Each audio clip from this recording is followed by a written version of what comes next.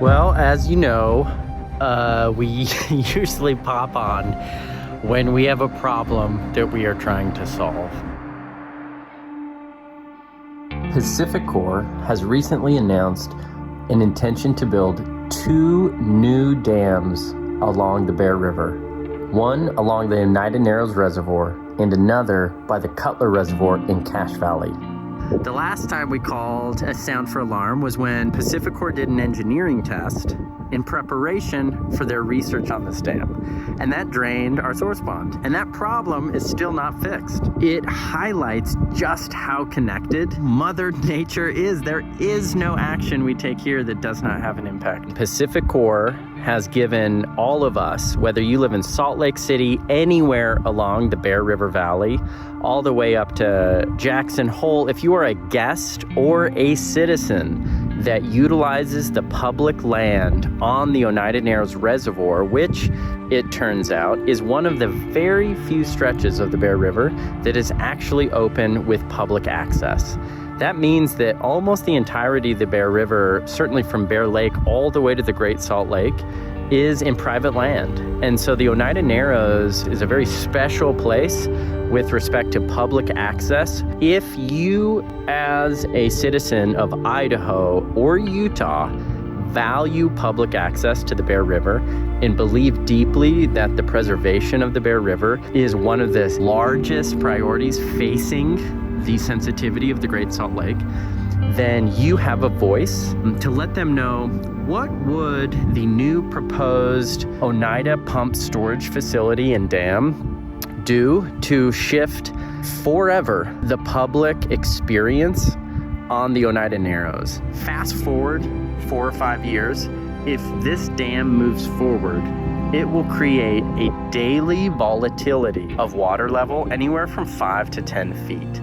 That means our shoreline is going to start fluctuating in an unpredictable fashion. It will be an unpredictable, unsafe environment, not just for humans, but also for the swan, the beaver, the otter, and so many more. They are also trying to solve the overall challenge of creating renewable sources of power.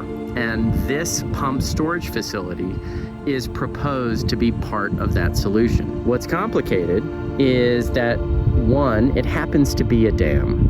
50, 60, 70, 100 years ago, we may, as a society, not have understood the ecological collapse that happens when power comes from poorly thought out, ecosystem-dependent hydro systems that obliterate entire ecosystems and species and ways, natural waterways. And right now, more than ever before, every single drop in the Bear River needs to make its final destination, which is the drying, shrinking Great Salt Lake. A second dam here in the Narrows is too much for this canyon, this county, this state, and certainly this region to bear.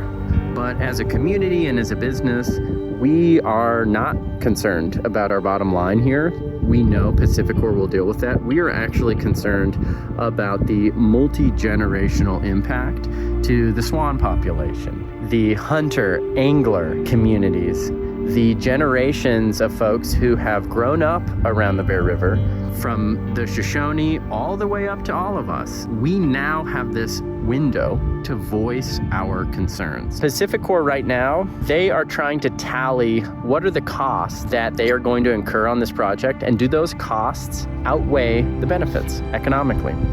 And we are not sure that we can make that economic case. So there is no guarantee that Pacificorp will respond, nor the federal government, to our concerns about the impact on the reservoir. But we do know that it's a rare opportunity for us to make our voices thoughtfully and kindly and respectfully heard. So if you're concerned about public access along the Bear River and the health of the Great Salt Lake, go to www.oneidanarrows.org to learn how to get involved and help us stop this dam.